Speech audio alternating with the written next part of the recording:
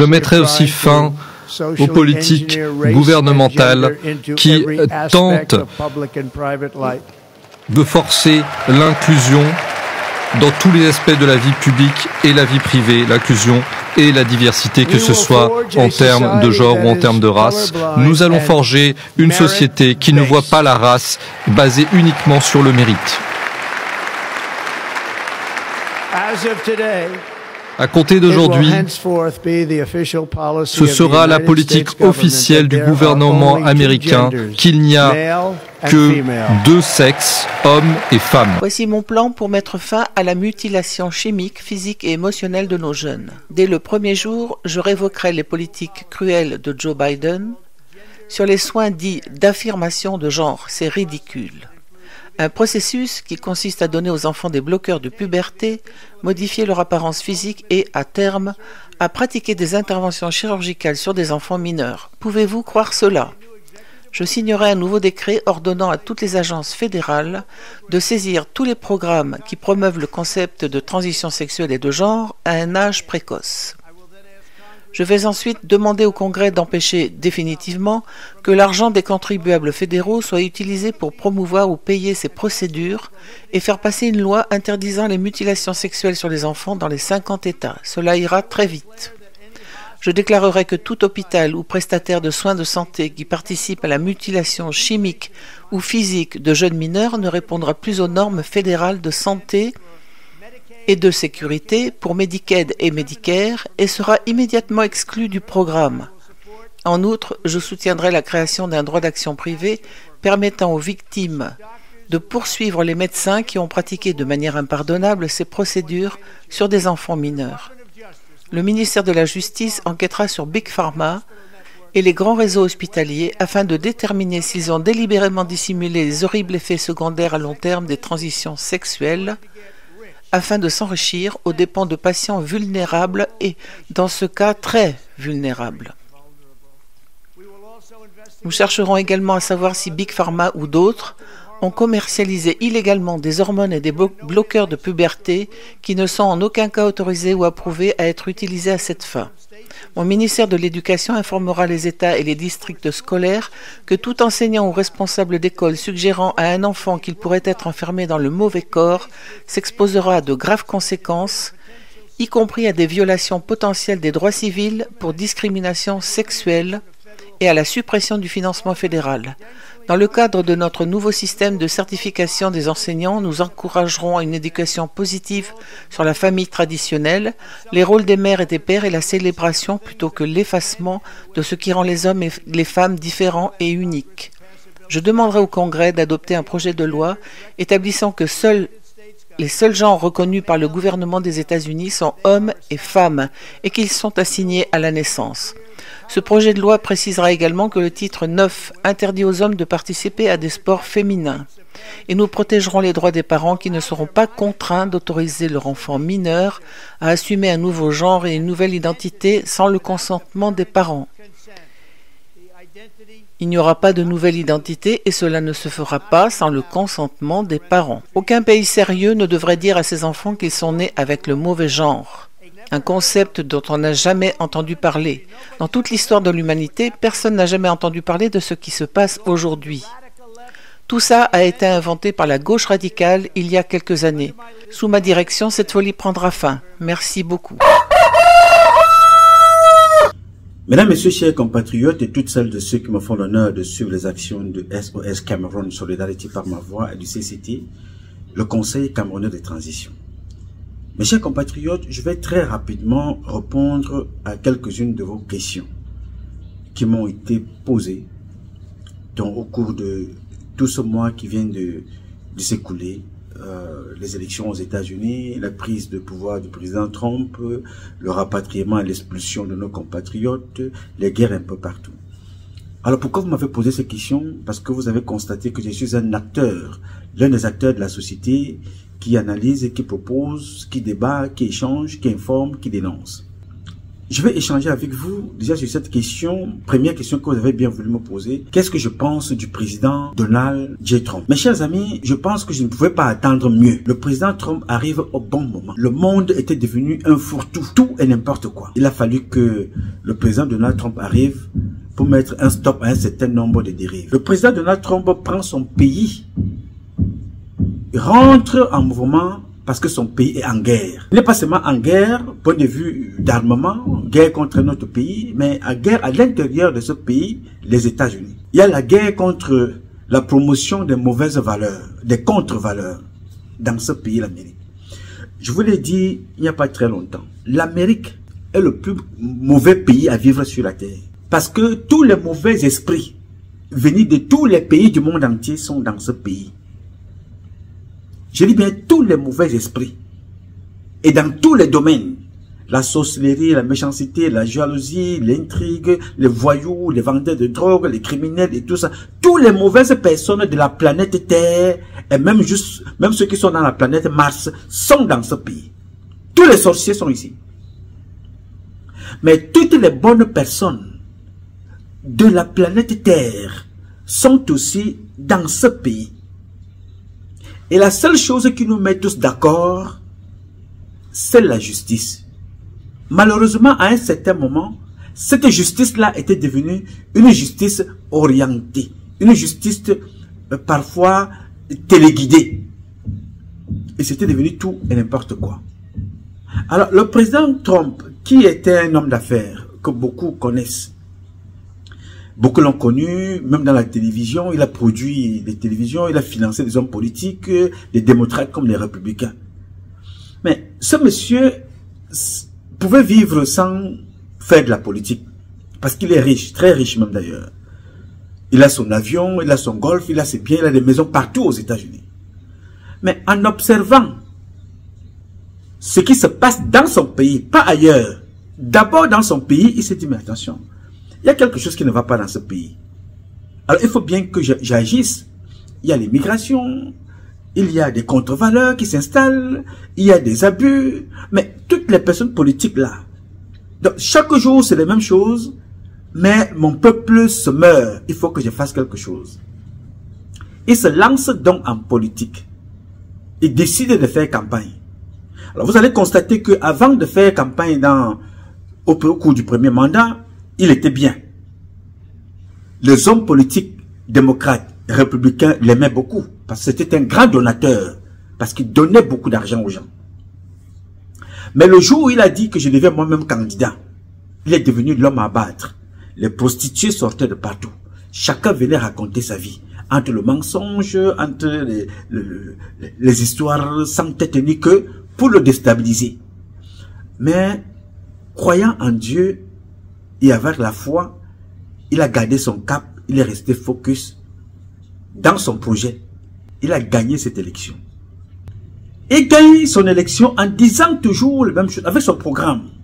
La lutte contre l'immigration, relever l'économie du pays, relever l'économie de son pays, lutter contre l'immigration. Donc, tout ce que nous voyons aujourd'hui, en 2025, quand il était là au premier mandat, lors de ses 4 ans du premier mandat, il disait déjà la même chose. Il est arrivé et c'est l'un des présidents américains qui a refusé son salaire. Il a décidé de ne pas faire de guerre. Il a même demandé aux militaires de rentrer chez eux. Nous sommes l'un des pays, le Cameroun, auquel il a enlevé l'aide économique. Il a enlevé l'aide militaire. Parce que quand vous regardez ça aujourd'hui, ce n'est pas nouveau. Donc, le président Trump est constant, il est cohérent, il est persévérant, il est stratégique, il est méthodique, il est tactique. Il n'a pas changé. Il a un programme qu'il suit et qu'il poursuit. Alors, les réalités ont voulu qu'il perde l'élection comme vous l'avez suivi. Son élection a été volée, son élection a été détournée. Mais, comme la vérité à la peau dure, il est revenu. Ceux-là qui disaient être les politiciens chevronnés, qui ont fait des études politiques, qui ont fait des écoles, qui ont fait de la politique une profession, ont eu 4 ans pour discréditer Donald Trump. 4 années. Pendant toutes ces 4 années, Donald Trump a passé son temps dans les tribunaux. Parce qu'on le traînait dans les tribunaux avec tout et n'importe quoi. Mais il y était toujours présent. Entre-temps, il se préparait pour sa campagne, il suivait l'actualité de son pays, il suivait l'actualité mondiale, il s'occupait de son pays, il s'occupait de ses procès, et il se préparait à la campagne. Il n'avait pas seulement des adversaires idéologiques, politiques. Un adversaire idéologique et un ennemi politique, c'est différent. Parce qu'un adversaire idéologique va t'opposer à tes idées et à ton projet politique. Un ennemi va chercher à t'abattre. Ils ont donc cherché à abattre Donald Trump 2 fois. Ils ont raté. Il a continué son projet politique. Il a gagné l'élection. Une fois de plus. Je rappelle très bien que il n'a pas gagné de façon subséquente. C'est-à-dire qu'il a eu un premier mandat. Le deuxième mandat a été volé. Donc ces gens-là ont eu tout le temps de trouver quelqu'un de plus bon que Trump. D'intelligent sortant de Mars. Sortant même de la Lune. Aujourd'hui, il est revenu et il a gagné l'élection avec tout ce que vous connaissez. Il avait des adversaires intérieurs, il avait des ennemis intérieurs, mais il avait aussi des ennemis hors des États-Unis. Notamment en France, parce que le président français était celui-là qui portait le porte-fanion qui avait reconnu l'élection que vous connaissez. Donc, la plupart des Occidentaux le détestent. Pourquoi ils le détestent? Tout simplement parce que eux, ils avaient un agenda qui ne cadre pas avec les valeurs de Trump. L'agenda des papa et des maman. C'est-à-dire des sodomifiants, des gens qui se défendent sur le derrière. Il faut dire les choses comme elles sont. Mais Trump, lui, n'est pas là-dedans. Trump est dans une autre logique. La promotion des valeurs culturelles de ce pays, l'Amérique. La promotion des valeurs spirituelles de ce pays, l'Amérique. La promotion des valeurs religieuses de ce pays, l'Amérique. Et ne te parle que de Dieu. Et vous allez donc constater que quand il arrive, avant d'arriver, il vous dit, quand j'arrive, je veux mener une politique qui est là pour protéger les humains, protéger l'Amérique, relever l'économie de mon pays. La guerre de l'Ukraine, je vais l'arrêter, en 2 jours. Je vais l'arrêter très rapidement. Alors, quand il arrive, il décide de mettre tout à plat pour que l'ordre revienne. Maintenant, la communauté internationale panique. J'ai commencé à dire des choses parfois désagréables, des propos méprisants, injurieux, alors qu'ils ont eu des années pour arrêter ça. Pourquoi? Parce que ça les arrange. Mais quel est le problème du président Trump? Je ne veux pas voir des gens mourir comme ça. Que ce soit en Amérique, que ce soit en Ukraine. Comment vous pouvez imaginer le nombre de personnes qui meurent? Et regardez ce qui se passe en Palestine, regardez ce qui se passe en Israël. Mais je ne comprends pas. Les gens sont en train de mourir. Il faut arrêter cette hémorragie. Ça, c'est sa logique. Alors, comment allez-vous détester quelqu'un comme ça? Qui vous dit que, ici, je reconnais dans tout ce que mon pays, l'Amérique, m'a donné, dans ce pays que je suis né d'un père et d'une mère. Je reconnais que dans ce pays, nous devons promouvoir 2 genres, l'homme et la femme.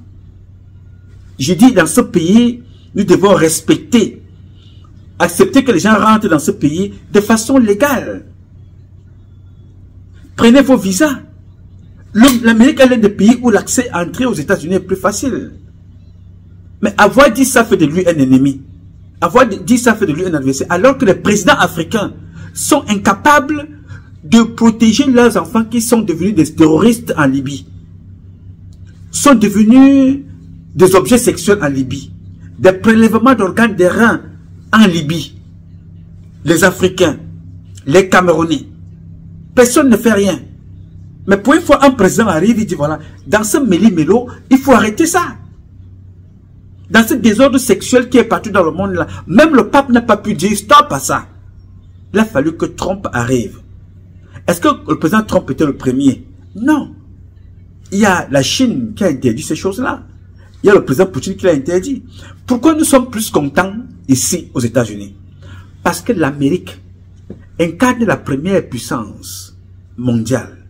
Ce n'est pas un pays parfait, mais c'est la première puissance mondiale qui régule toutes les valeurs qui sont dans ce monde-ci, sont ici à l'intérieur. Chacun célèbre sa fête. Si vous êtes des Camerounais, votre jour de fête arrive, vous demandez la rue, on va vous donner, vous célébrez. Vous êtes des Indiens, vous célébrez. Vous êtes des Mexicains, vous célébrez. La fête chinoise, vous célébrez. Toutes les fêtes sont célébrées dans ce pays, y compris les fêtes de jours de célébration des sodomifiants. Et c'était devenu un véritable problème dans ce pays. Si tu dis que tu n'aimes pas les papa, c'est un problème. Tu peux perdre ton travail, alors que c'est ton choix. Le président Donald Trump arrive, il dit, voilà, écoutez, je veux bien ce que vous voulez faire, mais ça c'est vous là-bas, mais ici, voici ce que nous respectons dans ce pays. Alors il a fallu qu'il arrive un homme dans ce pays pour dire stop à une certaine façon de faire. Voilà, nous voilà au Cameroun. Toi qui m'as posé la question, nous avons une guerre qui date depuis 2016 dans notre pays.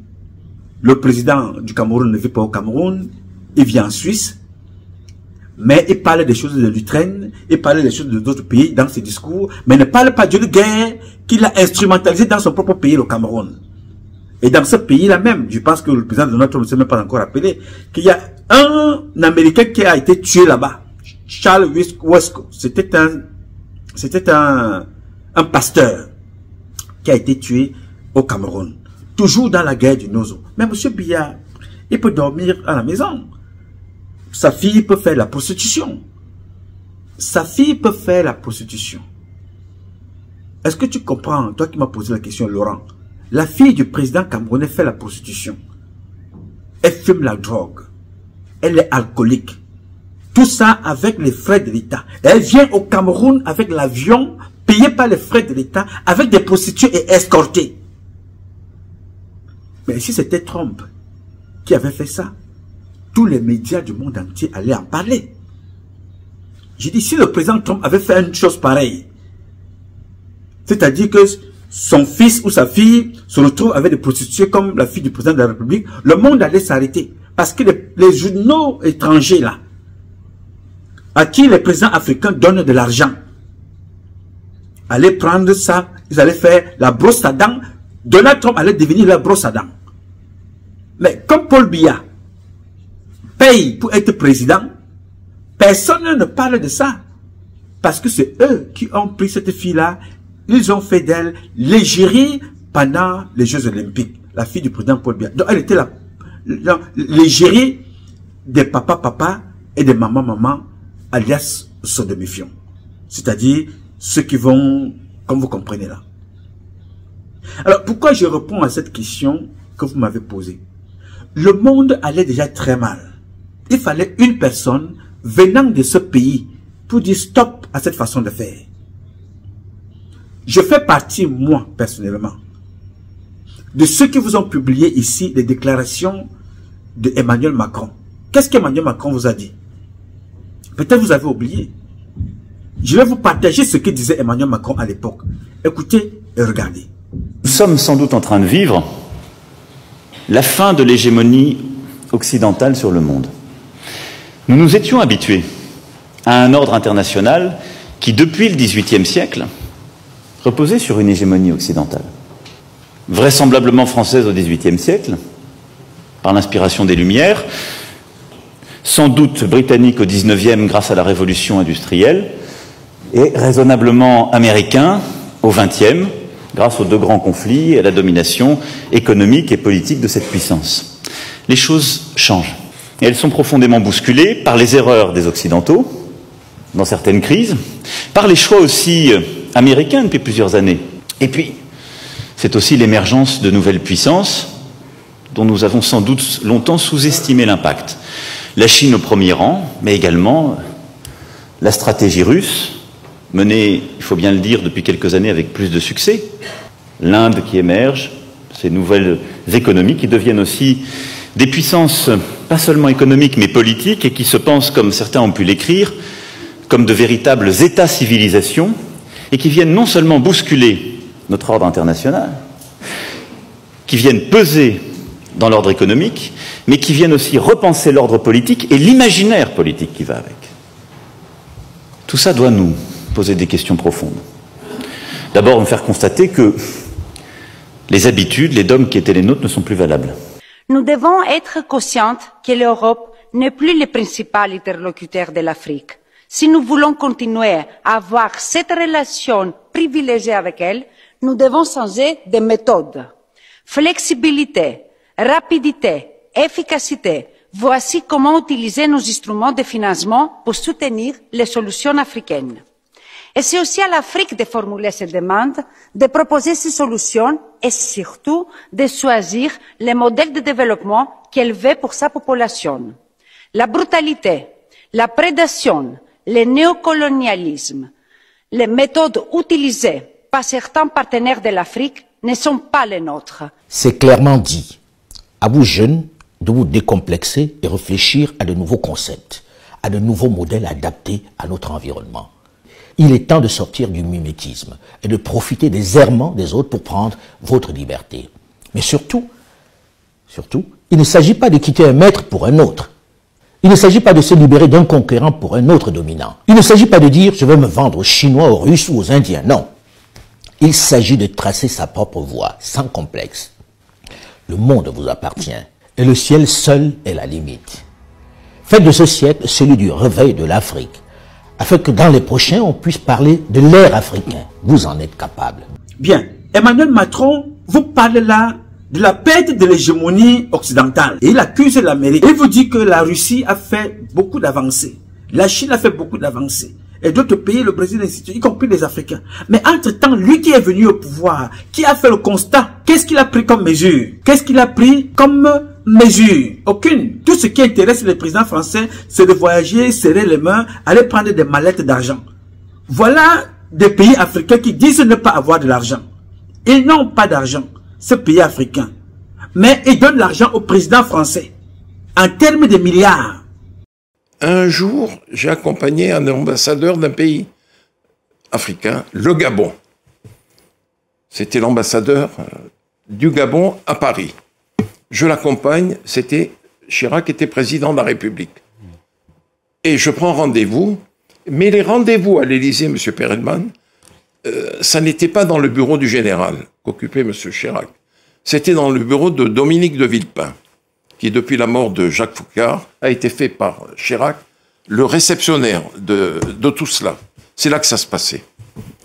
Et donc, nous allons avec l'ambassadeur du Gabon à Paris, porteur de la mallette, je ne l'ai jamais porté, attention, porteur de la mallette, nous allions dans la voiture diplomatique à l'Élysée, toujours garé avenue Marigny, on passait par le portail de l'avenue Marigny. Plus discret. Et, pardon ? Plus discret. Beaucoup plus discret. Mais la plaque 43 CMD1, ça se voit immédiatement. Et on montait à l'étage où était le secrétaire général de l'Élysée. Nous rentrions dans le bureau du secrétaire général. Ça va, monsieur l'ambassadeur et tout. Mais les éléments de langage avaient été donnés déjà à Villepin par moi. Ça se va bon. Et à ce moment-là, la porte s'ouvrait, le bureau mitoyen, Chirac entrait, monsieur l'ambassadeur, il s'est parlé, vous voyez. Comment va? Tout va bien?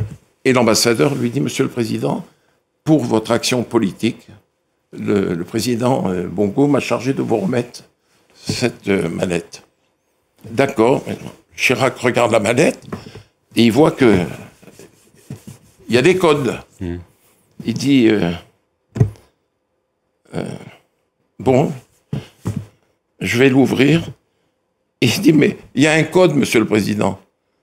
Et il dit bon, quel est le code? Il regarde l'ambassadeur, il dit quel est le code? Il dit monsieur le président, j'ai pas le code. Il dit comment vous n'avez pas le code? Il dit non, c'est Robert qui a le code. Et moi, j'étais le seul à connaître le code et Pascaline. Quand il y avait Pascaline, il n'y avait pas de code. Il n'y avait pas de code, mais elle savait quel était le code, 555. Alors je me tourne vers Villepin qui était sur ma droite. Je lui dis, Dominique, est-ce que vous pourriez me donner un bout de papier? L'instruction de Bongo était précise. Alors Chirac me regardait et Dominique vient et me donne le papier et je fais 3-5. je plie en 4 le papier et je le donne au président qui l'ouvre, le met dans la poche, actionne tout de suite. Ah, il m'a gâté. Mais que de billets de 500. Il n'y a que des billets de 500. Il dit oui, monsieur le président, ça prend pas beaucoup de place, les billets de 500. Voilà. C'est comme ça que ça se passait, monsieur Perelman. Chaque président africain doit payer son poste au président français. Il doit donner l'argent. Et tous les présidents français sont y passés. Le dernier qu'on a tué, c'était Idriss Déby. Tous ont payé. Kadhafi payait. D'ailleurs, le procès continue. Notre papa Barbeau a payé. Ali Bongo a payé. Omar Bongo a payé. Sassou Nguesso, lui, c'est la rivière. Et tous les Russes payent. Pendant ce temps, les États-Unis vous aident parce que vous êtes pauvres, d'après ce qu'on nous dit. Mais les États-Unis prennent l'argent du contribuable américain pour donner en Afrique. Mais les présidents africains prennent cet argent-là pour donner au président français. Il y a quelque chose qui ne va pas là. Et nous avons écrit ça. J'avais écrit tout ça au président Joe Biden. Ce que le président Donald Trump a fait là, il y a 4 ans, j'ai écrit au président Joe Biden, en lui faisant comprendre qu'il faut couper les aides. Il faut couper les aides aux pays africains, notamment au Cameroun. On ne peut pas aider les pays qui sont riches. Les Africains sont extrêmement riches. Créons des rapports de partenariat gagnant-gagnant avec ces peuples-là, avec ces dirigeants. On ne peut pas s'asseoir aux États-Unis, combattre les conséquences de l'immigration et en même temps entretenir les causes de l'immigration qui sont les présidents africains qui ne veulent pas développer leur pays et poussant les enfants comme ça en exil dans tous les sens. Les enfants sont en exil, vont mourir dans les eaux de Lampedusa. D'autres font 3 mois en route, arrivent aux États-Unis avec des maladies parce que violés dans des pays qui servent de transit. Ils passent par le Mexique, le Guatemala, le Pérou, ils se retrouvent ici. Et jusque-là, l'Amérique fait un effort de les faire rentrer dans ce pays.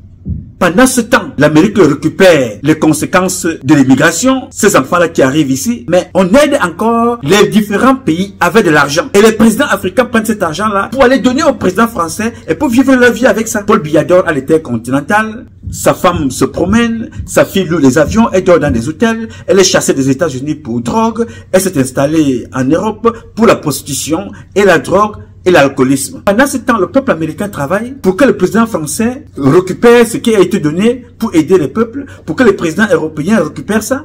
Mais le président Donald Trump doit se dire, ah, mais attention, à un certain moment, il faut arrêter ça. Il faut revoir cette politique. Il faut la revoir. Vous comprenez? Et pendant que la France, elle est là, dans la mendicité, avec les présidents africains. Alors que cette France-là, l'Amérique a laissé, comme ça, pour que elle s'installe. Elle jouait comme ça, peut-être comme le bras armé. Mais elle a laissé, elle s'est concentrée dans l'enrichissement individuel. Et partout où la France est chassée, c'est la Russie qui s'installe. Et la Chine. Stratégiquement parlant, ça fait un problème, n'est-ce pas? C'est-à-dire, l'Amérique finance le Cameroun. Aide le Cameroun, aide les pays. Ils prennent cet argent-là, ils vont donner à la France. Ne développent pas les pays. Leurs enfants fuient. Ils vont servir ailleurs. Entre-temps, les enfants se rebellent dans certains pays. On chasse la France. On chasse la France qui avait le droit de regard un peu partout là. On chasse la France. Et quand on chasse la France, la Russie s'installe. Quand la Russie s'installe, qu'est-ce qui se passe? Ça réduit l'activité de l'Amérique. Sachant que tactiquement et politiquement, méthodiquement sur le terrain, ça réduit l'influence de l'Amérique. Quand la Russie s'installe, la Russie s'accapare de plusieurs pays, ça réduit l'influence de l'Amérique, il faut le dire ainsi. C'est la faute à qui? La question est ici. Je pense que c'est la première question que je pose ici au président, je vais enlever les lunettes, que je pose au président Joe Biden dans cette correspondance. À monsieur le président, mon questionnement, que valent encore les États-Unis dans le concert des nations aujourd'hui, il y a 4 ans? La question est là. Les États-Unis sont-ils encore grands aujourd'hui comme cela l'était il y a quelques années? Le rêve américain est-il encore d'actualité? Toutes ces questions-là, donc le président Donald Trump met en activité aujourd'hui. J'avais fait un document que j'ai envoyé au président Joe Biden. Les États-Unis d'Amérique, l'hégémonie est-elle menacée? Question à Joe Biden par l'Institut camerounais de paix et de sécurité. L'Institut que nous avons créé pour essayer un peu de comprendre les problèmes de la sécurité qui vont dans ce monde-ci. Donc, pour te répondre directement, le président Donald Trump est arrivé au bon moment. Il fallait quand même qu'à un certain moment que quelqu'un dise, oh voilà, stop là. Il faut remettre bas la terre et voir qu'est-ce qui se passe dans ce monde. Moi, je ne veux pas parler de l'Occident, mais je veux parler tout simplement de l'Afrique. Regardez le Congo. 20 millions de morts. Le président Donald Trump n'était même pas encore dans sa tête. Il ne pensait même pas peut-être être président. Mais tous les présidents ont défilé. Mais on observait ça. Aujourd'hui, on vous dit que Paul Kagame est en train de profiter des richesses du Congo. Vraiment, moi, je ne comprends pas. Quand les Français profitent, c'est bon. Quand les Français viennent récupérer, ça c'est bon. Ça arrange tout le monde. Les présidents, ce n'est que la posture présidentielle. Ils ne font rien pour leur peuple. Aujourd'hui, ils se réveillent. Nous sommes à 20 millions de morts. Au Cameroun, depuis 2016, nous sommes à plus de 30 000 morts. Personne, aucun média occidental n'en parle. Personne n'en parle. Leur président est là, il dort. Paul Biya dort. Après, il sort, il se promène, il revient, il dort. Son pays, les gens manquent de l'eau potable. Mais les gens iront sur des plateaux télé, on fera des débats pour s'attaquer à Donald Trump. Paul Biya, 92 ans. Mais en réalité, Paul Biya a 115 ans. Mais qui va encore se représenter? Marche à peine, ne connaît plus le nom de ses ministres, ne connaît même pas celui de ses enfants, ne sait pas ce que c'est que son pays en ce moment, mais veut encore se représenter. Personne n'en parle. Mais les gens vont rester en France et parleront de Trump. Je ne sais pas si vous comprenez le truc. Moi, vous savez, dans ce pays, je ne suis pas un homme politique. Je suis d'ailleurs comme le président Trump. Je ne connais pas la politique. Je suis un homme pragmatique. Voici ce qu'il faut faire, voilà ce qu'il faut faire, et on le fait. Point. On ne cherche pas à contourner le monde et ainsi de suite. Le président Donald Trump vous l'a dit lui-même. Pour ceux qui n'ont pas écouté, parce qu'on vous présente toujours l'image de quelqu'un qui dit tout et n'importe quoi. Pour ceux qui n'ont pas écouté ce qu'il a dit, écoutez et regardez. I'm too old to worry about who likes me and who dislikes me. I have more important things to do. If you love me, I love you. If you support me, I support you. If you hate me, I don't care. Life goes on with or without you. Bien, vous avez écouté ce qu'il a dit. Je suis très vieux pour m'inquiéter de celui qui m'aime ou de celui qui ne m'aime pas. Si tu m'aimes, j'ai plus important à faire. Si tu m'aimes, je t'aime. Tu me supportes, je te supporte. Tu me hais, je m'en fous. La vie continue sans toi. Ça a été simple comme bonjour. Je suis très vieux pour commencer à m'inquiéter de celui qui m'aime ou de celui qui ne m'aime pas. J'ai plus important à faire. Si tu m'aimes, je t'aime. Tu me supportes, je te supporte. Tu me hais, bon, ça c'est ton problème. La vie continue sans toi. Ça résume le comportement de Donald J. Trump. Et c'est ça qui dérange les personnes. Parce que nous, en Afrique, nous sommes dans l'émotion. Oui, Donald Trump déteste les gens. Donald Trump n'aime pas les Noirs. Donald Trump n'aime pas ceci. Qui n'aime pas les Noirs plus que nous-mêmes? Dites-moi, qui n'aime pas les Noirs? Ce monsieur est venu faire quoi aux États-Unis? Il vous dit, je suis ici, l'America first. Make America great again. Point final. Les deux mots là. America first. Make America great again. C'est tout. Le reste ne l'intéresse pas. Et pour que l'Amérique soit great again, même s'il faut aller à Kalakurolaku, il ira là-bas pour que l'Amérique soit bien. Dans notre pays, le Cameroun, on kidnappe les femmes en plein Yaoundé. Les militaires camerounais sont formés partout dans le monde entier, mais ne sont pas capables de sécuriser Yaoundé. Nozo, 30 000 morts. De l'autre côté, Boko Haram, des morts. Bakassi, encore des morts. Yaoundé, la capitale, est dans la poubelle. La capitale du Cameroun est dans la poubelle. Je vous parle de la capitale. Le Cameroun a plus de généraux que certains pays occidentaux. Mais ces généraux-là sont tous à Yaoundé. Mais dans la ville de Yaoundé, on braque, on cambriole dans la maison du président. On a cambriolé la cave à vin du président. On a cambriolé à la présidence le cabinet civil. On a cambriolé dans le bureau du général de la marine, Mandoua. On a cambriolé dans le bureau du patron du renseignement militaire. Là-bas même, ils ont institué tout un bureau de trafic dans son bureau. On a cambriolé dans le bureau du chef d'état-major des armées, Claude Mika. En ce moment où je vous parle, Clément et Laurent, toi qui m'avez posé cette question, l'un des patrons des renseignements, c'est même plusieurs, ils sont en prison. Maxime Ekweko, assassinat. À tort ou à raison, mais ils sont en prison. Justin Dangoui, ils sont en prison. Ce sont des patrons du renseignement camerounais, DGRE. Dans un pays, tous les agents de sécurité sont impliqués dans le faux. Comment voulez-vous qu'on continue comme ça? Et quand ce faux-là est fait au Cameroun, les conséquences se répercutent partout, dans d'autres pays, à l'extérieur. Et c'est l'image du Cameroun. Et c'est l'Amérique qui doit réguler les conséquences de ce qui est fait par des présidents incompétents. On doit regarder ça. On observe. Et en termes de stratégie de guerre, pendant ce temps, si l'Amérique croise les bras, elle ne fait rien. La Chine élargit ses tentacules, elle se positionne en Afrique. La Russie se positionne en Afrique. Ils encerclent l'Amérique. Qu'est-ce que Donald Trump va faire?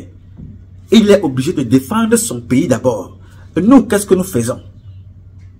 Nous racontons nos vies dans les réseaux sociaux avec la fille du président qui passe son temps à sucer les fesses des femmes. Voilà ce qu'il nous reste à faire. Et nous avons des présidents. Leurs filles sont des prostituées. Et nous, on va s'attaquer à Donald Trump. Alors il fallait quelqu'un comme ça qui arrive et qui mette un stop à ça. Regardez en Palestine. Depuis combien d'années les Palestiniens sont tués? Depuis combien d'années les Palestiniens sont tués? Il y a des pays arabes. On ne trouve pas la paix avec Israël. Mais les femmes et les enfants sont tués tous les jours. Observe. Le président de notre Trump arrive il y a 8 ans. Il dit, ok, d'accord, ça c'est duré. Ok.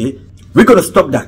Il dit, la capitale maintenant, là, allons à Jérusalem. Point final. Ça a duré des décennies. Personne n'a pris son courage de le faire. En une trentième de seconde, il a signé que ça avait. Ils l'ont fait. Il arrive encore aujourd'hui. Il prend des mesures que des gens qui ont fait sciences politiques passent leur temps à faire le ballot diplomatique des avions. Et ils montent, ils descendent avec des costumes. Ils serrent les mains. Ils serrent les drapeaux. Ils sont dans les garde-vous. Ils mangent, ils racontent leur vie. Ils vont faire des partous. Ils reviennent. Pendant ce temps, on tue en Ukraine. On tue en Palestine, on tue en Israël, on tue au Mali, on tue au Burkina, on tue au Niger, on tue au Cameroun, on tue au Congo. Ce n'est que ça, et partout ailleurs. Alors quelqu'un arrive, il dit voilà, enough is enough, stop. On va vous dire non, Donald Trump est méchant, Donald Trump est mauvais, Donald Trump est ceci. Dans ce pays, l'Amérique, on a ouvert tout un ministère pour les sodomifiants, alors qu'il y a des filles qui ont des diplômes sans au quartier. On ouvre un ministère de la diversité parce qu'il faut donner un espace à ceux qui se sodomisent entre eux. À un certain moment, il faut se poser les bonnes questions. Il fallait bien que quelqu'un arrive qui dise voilà, ok, c'est bon. Bas la terre, il faut qu'on essaie de voir clair dans ce pays. Qu'est-ce qui se passe? Notre pays est en train de perdre un peu partout. Les Chinois arrivent, avec une application qui a coûté 6 millions de dollars, ils font plus que ceux qui ont dépensé des centaines de millions de dollars. Donc ça veut dire qu'il y a un problème dans ce pays. Il s'est dit voilà, il faut revoir tout ça. Le fait, c'est qu'il est l'homme le plus mauvais. Donald Trump n'aime pas les noirs. Donald Trump n'aime pas les blancs. À un certain moment, il faut donner un coup de pied dans la fourmilière et pour que ça s'arrête un peu. Et nous, qu'est-ce que nous faisons? Regardez seulement le Cameroun. Quelqu'un est au pouvoir depuis pratiquement 62 ans dans la fonction publique, M. Biya. Et 42 ans, il est président. Dans son pays, il n'y a pas l'eau. Il n'y a pas de route. Le pays est en insécurité. Le chômage bat tous les plans. La corruption a battu tous les records. Nous sommes 2 fois nommés le pays le plus corrompu au monde. Le faux, la drogue, la fausse monnaie. Les autorités sont impliquées dans la fausse monnaie au Cameroun. Et on observe, on regarde. Et on attend que d'autres viennent faire à notre place. Et quand quelqu'un décide de travailler dans son propre pays, très bien, on commence à l'insulter. On insulte Trump. On ne va pas regarder M. Biya. On trouvera des mots pour plaire à M. Biya. Mais on ne trouvera pas des mots pour se poser la question que, mais attention, à quand, jusqu'à quand allons-nous vivre ça? Donald Trump dit intérieurement, il faut que je rentre dans l'histoire. Il faut que je redonne à mon pays ce que ce pays m'a donné. Je dois avoir mon nom dans la catégorie, en dehors d'être président, il faut que je reste dans l'histoire comme quelqu'un qui a apporté des réformes, comme George Washington, comme Abraham Lincoln, comme Martin Luther King, comme tous les autres qui ont marqué ce pays. Mais qu'est-ce qui nous intéresse, non? Paul Biya doit voyager, on bloque les routes. Sa femme doit aller s'acheter des perruques, les cheveux des chèvres, on bloque les routes. Pendant ce temps, les enfants fuient. Et ils vont vivre dans les pays où les autres se sont battus. Sous prétexte que oui, nos ancêtres ont construit l'Amérique, nos ancêtres ont construit l'Occident. C'est bien. Construisons aussi le Cameroun. Ceux-là ont mis les bases. Nos ancêtres ont travaillé ici, c'est vrai. Mais les Américains, s'ils ne s'étaient pas organisés, on allait venir ici. On parle des étrangers, des Camerounais que on chasse en Amérique. Regardez ce que Obiangema l'Africain, à qui Amadou Ahidjo donnait son avion, il chasse les Camerounais là-bas. Il chasse les étrangers dans son pays. Allez en Afrique du Sud. Régulièrement, les Africains du Sud qui ont connu l'apartheid prenaient des machettes pour découper les autres Africains. Aujourd'hui, c'est que c'est Trump qui n'aime pas les Africains. Trump n'aime pas les Africains. Qui déteste les Africains plus que nous-mêmes. Nous, nous détestons. Et alors, personne ne déteste les Africains plus que nous-mêmes dans ce monde-ci. Les autres n'ont que copié ce que les présidents font de leur propre peuple. Allez voir ce qui se passe dans les hôpitaux au Cameroun. On enferme les femmes dans des cellules, dans des hôpitaux, parce qu'elles ont accouché et n'ont pas d'argent. Le Cameroun est devenu maintenant un pays qui bat tous les records. On vole les enfants, on viole les enfants, on viole les femmes, on vole les cadavres dans les hôpitaux, on vend les ossements humains. Alors, ce sont des opérateurs économiques qui sont impliqués. Des ministres sont impliqués, des militaires sont impliqués, des généraux, des officiers, des hommes politiques sont impliqués. Imaginez un peu si c'était Donald Trump. Non, c'est le pape qui aurait pris le clairon, commencé à chanter que Donald Trump vend les enfants, vend les ossements humains. Déjà qu'on l'accuse sur des choses qu'il n'a pas fait, combien de fois si on avait un soupçon de quelque chose qu'il aurait dû faire ou qu'il a fait. Alors, mes chers amis, il faut que chacun d'entre nous prenne ses responsabilités. Le monde a besoin de gens comme Trump qui vont dire à un certain moment, stop, il faut revoir la situation. L'exemple de l'Ukraine vous renseigne à suffisance. Le président français, François Hollande, dit très bien que ils ont signé les accords de Minsk avec la Russie pour endormir la Russie. Donc, ils ne voulaient pas respecter les accords de Minsk, mais ils les ont quand même signés pour venir attaquer la Russie. Pendant ce temps, le président de l'Ukraine, avec ces gens, ont passé leur temps à tuer les russophones là-bas. Le président français. Donc, les accords que nous avons signés là étaient des faux accords. Alors, quand Poutine entend ça, il va vous faire confiance pour négocier avec vous. Il comprend que vous êtes des rigolos. Vous êtes des véritables tintins politiques. Vous êtes des gens qui, vous êtes là pour faire, de la diplomatie théâtrale. Vous êtes des véritables zozos. Mais soyons sérieux. Un président, il veut s'asseoir, il dit ouvertement que nous avons signé ces accords pour faire endormir la Russie. Une puissance nucléaire plusieurs fois très loin de la France. Vous allez vous amuser comme ça, sachant que c'est ces gens-là qui vous ont libéré lors de certaines guerres. Attends, le président Donald Trump regarde ça et se dit que mais il y a ce genre-là, l'Ukraine est allé s'attaquer à une puissance plus forte. Dire ça, c'est un problème. Alors que ces gens ont eu 2 ou 3 ans pour arrêter la guerre. Ils ne l'ont pas fait. Lui qui dit, voilà, il faut arrêter ça tout de suite. Voici ce que je propose. Alors les gars, si nous n'avons pas de courageux comme ça dans le monde pour imposer un certain nombre de comportements et mettre stop à un certain nombre de dérives, on n'y arrivera pas. Que ce soit la dérive culturelle, parce que le genre humain, c'est culturel. Il ne faut pas s'attaquer aux petits-enfants.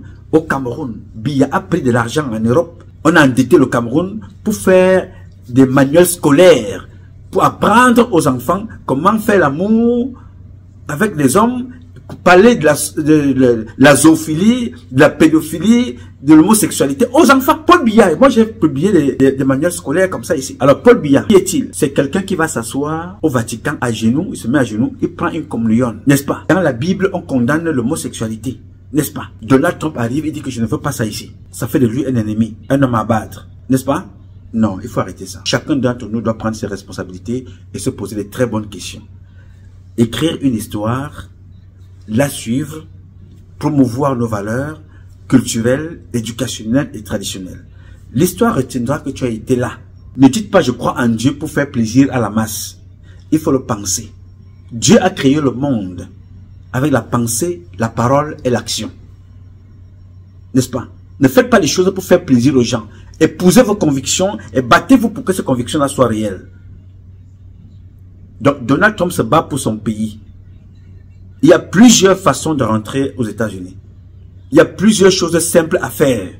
Rentrer aux États-Unis. C'est ce qu'il demande.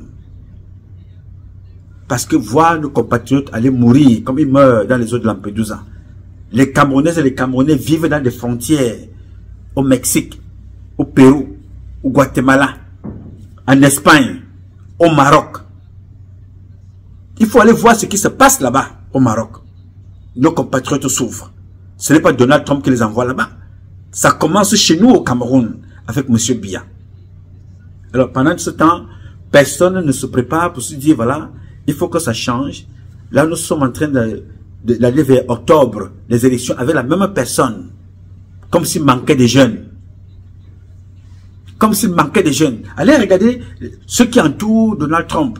La jeunesse, les enfants, les jeunes, une énergie. Des gens qui doivent penser l'Amérique. Je pense donc qu'il est donc temps de mettre stop à ça. Ne regardez pas là où vous êtes tombés. Regardons attentivement là où nous avons cogné le pied. Donc il est donc temps de faire comme Donald Trump.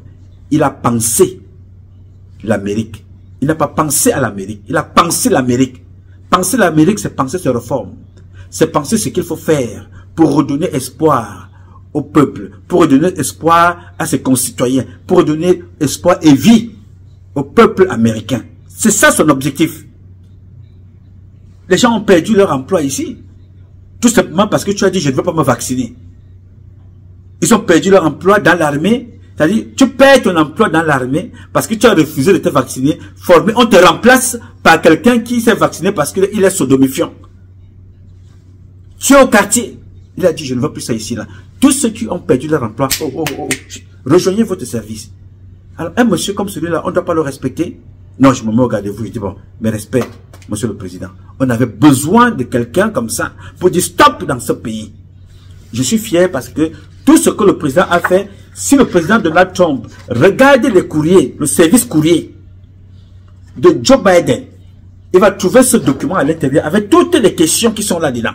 Toutes les questions de ce qu'il a signé l'autre jour. C'est les questions qu'on se posait. C'est ça le think tank. C'est-à-dire des gens qui pensent, qui observent ce qu'on appelle apprentissage par observation. Tu penses, tu regardes, tu dis voilà, d'après mon regard et mon observation, voici ce qu'il en ressort. Monsieur le Président, réfléchissons sur ceci. Et maintenant, dans chaque questionnaire, on développe, on propose au Président. Il est arrivé, c'est comme s'il avait reçu ce document. Tout a été signé. En un jour, je retrouve au moins 80 ou 90% de ce que j'avais proposé à Joe Biden. Et le président Joe Biden m'avait répondu, je vous avais montré la lettre ici. Je dis donc bravo au président Donald Trump et je vous remercie de m'avoir donné l'occasion de répondre à cette question. Parce que c'est pour l'intérêt de la masse. Il faut informer, il faut sensibiliser, il faut dénoncer, il faut expliquer. La vie, c'est une question de connaissance. Nous devons apprendre, constamment apprendre. Et ici, je ne suis pas là pour soigner la bêtise. Parce qu'on ne soigne pas la bêtise. Ici, je contribue à l'accompagnement de l'apprentissage, à soigner l'ignorance. Parce qu'on soigne l'ignorance en allant au contact de ceux qui ont un début de savoir, en apprenant, en observant son environnement. Ce que j'ai appelé apprentissage par observation. C'est ce que nous faisons ici. Pour l'intérêt de tout le monde. On ne peut pas vivre sans l'Amérique. On ne peut pas vivre sans les autres. Mais que chacun trouve son intérêt. Que le Cameroun trouve son intérêt. On ne peut pas prendre l'argent des Américains, donner au président camerounais pour qu'il aille dormir à Intercontinental et donner une partie au président français. Pour rester au pouvoir. Pendant ce temps, le peuple fuit pour venir en Amérique. Et on regarde ça et on est content avec ça. Non, ça ne se passera pas ici. Parce qu'au Cameroun, l'homosexualité est devenue une condition pour s'élever dans la société. Pour l'ascenseur social. Pour la sanction sociale, c'est l'homosexualité. C'est pour ça que la fille du président dit qu'il faut que son père légalise ça. Nous n'allons pas l'accepter. Et nous allons nous battre pour que ça s'arrête. Trop c'est trop. Enough is enough. J'ai dit. Bien. Mes chers compatriotes, ce combat est un combat de tous et de chacun pour un intérêt commun. C'est avec la volonté des Camerounaises et des Camerounais que nous sommes et la bénédiction de Dieu que nous vaincrons. En attendant, le combat continue. Ce combat continue parce qu'un Cameroun nouveau est possible. Chacun d'entre nous dans son domaine respectif. Et c'est parce que je vous reconnais et je vous connais compétents, chacun dans son domaine respectif, que nous redonnerons à notre pays ses lettres de noblesse. Faire du Cameroun la capitale du paradis sur terre. Je sais compter sur vous. Bien évidemment, vous pouvez compter sur moi. Aussi longtemps que Dieu me donnera la vie, je donnerai le meilleur de moi-même. Je m'appelle Nouma. Nouma Patrice Freeman. Je réponds au 001 551 666 1027. I love you, but God love you more. Thank you.